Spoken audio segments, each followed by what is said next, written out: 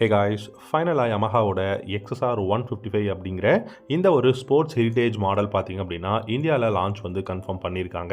இந்த XSR 150 பொறுத்த வரைக்கும் 1,50,000 ரூபா எக்ஸ்ஷோரூம் ப்ரைஸில் இந்தியாவில் லான்ச் பண்ண போகிறோம் அப்படிங்கிற மாதிரி தான் அனௌன்ஸ் பண்ணியிருக்காங்க.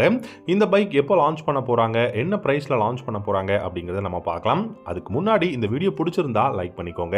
யமஹாவை பொறுத்த வரைக்கும் பார்த்தீங்கன்னா குளோபல் மார்க்கெட்டில் ரொம்பவே பெஸ்ட்டான ஒரு சூப்பரான நேக்கட் ஸ்ட்ரீட் ஃபைட்டர் அப்படின்னா நம்ம XSR மாடலை சொல்லலாம். ஏன்னா இந்த பைக்கோட டிசைன் அப்படிங்கிறதுமே பார்த்தீங்கன்னா ஒரு ரெட்ரோ ரோட்ஸ்டர், ஒரு ஸ்போர்ட்ஸ் ஹெரிட்டேஜ் மாடல் டிசைனில் இருக்குது.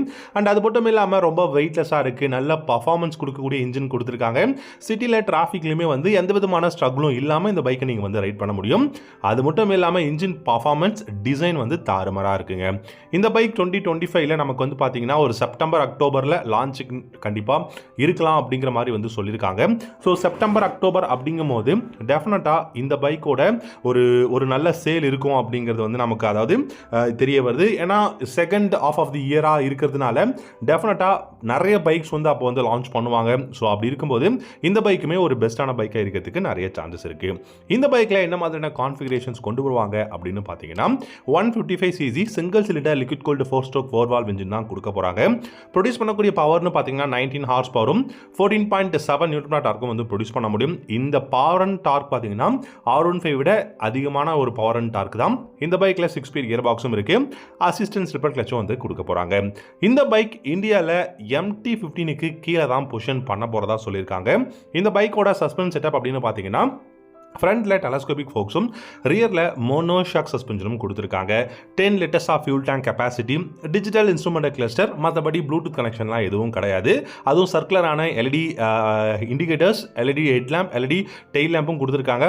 சர்க்குலரானவே பார்த்தீங்க அப்படின்னா உங்களுக்கு கிளஸ்டருமே வந்து அவைலபிளாக இருக்குது. ஸோ இந்த சர்க்குலராக இருக்கிறதுனால உங்களுக்கு டெயில் லைட்டாக இருக்கட்டும், இல்லாட்டி வந்து கிளஸ்டராக இருக்கட்டும், LED ஹெட்லாம்பாக இருக்கட்டும், எல்லாமே சர்க்குலராக இருக்கிறதுனால பார்க்கறதுக்கு அந்த ரெட்ரோ டிசைன் வந்து கிடைக்கும். அண்ட் அது கூடவே பார்த்தீங்க அப்படின்னா உங்களுக்கு 17 இன்ச்சில் அலாய் வீல்ஸும் வந்து கொடுத்துருக்காங்க.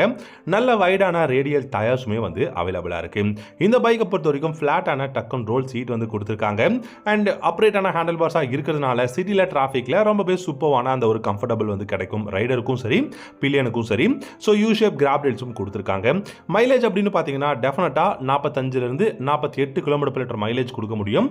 டாப் ஸ்பீட் அப்படின்னு நீங்கள் எடுத்துக்கிட்டிங்கன்னா கண்டிப்பாக 130+ தாராளமாக இந்த பைக்கால் வந்து போக முடியும். இந்த பைக்கில் முக்கியமான ஒரு விஷயமா நான் சொல்கிறது என்ன அப்படின்னா இதோட கம்ஃபர்டபுள் அண்ட் இதோட வெயிட்லெஸ்ங்க. ஸோ நீங்கள் ஒரு வெயிட் மேனேஜ்மெண்ட் அப்படின்னு பார்த்தீங்கன்னா இந்த பைக்கில் சூப்பராக பண்ணியிருக்காங்க. அதிகபட்சம் 145க்குள்ளே இந்த பைக்கோட வெயிட் வந்து கொண்டு வரதுக்கான பாசிபிலிட்டிஸ் நிறைய இருக்குது. அது மட்டும் இல்லாமல் நிறைய நியூ கலர்ஸ் வந்து இன்ட்ரடியூஸ் பண்ண போகிறாங்க. அண்ட் சிங்கிள் கலர்ஸாக கொண்டு வரதுக்கு நிறைய சான்ஸ் இருக்குது. அப்படி இல்லைனா dual tone colours, red, white, அப்புறம் எல்லோ, பிளாக், இந்த மாதிரி நிறைய டியூல் டோன் கலர்ஸ் வந்து ஆட் பண்ணுறதுக்கும் பாசிபிலிட்டி இருக்குங்கிற மாதிரி சொல்லியிருக்காங்க. ஸோ எப்படி இருந்தாலும் இந்த 2025 XSR மாடலை நம்ம இந்தியாவில் கண்டிப்பாக எதிர்பார்க்கலாம். அதுவும் செப்டம்பர் அக்டோபரில் நம்ம எதிர்பார்க்கலாம் அப்படிங்கிற மாதிரி சொல்லியிருக்காங்க. ஸோ உங்களுக்கு இந்த XSR மாடல் பைக் பிடிக்குமா அப்படிங்கிறத கமெண்ட் செக்ஷனில் கமெண்ட் பண்ணுங்கள். இந்த வீடியோ பிடிச்சிருந்ததுன்னா லைக் பண்ணிவிட்டு நம்ம சேனலையும் சப்ஸ்கிரைப் பண்ணிக்கோங்க. Have a good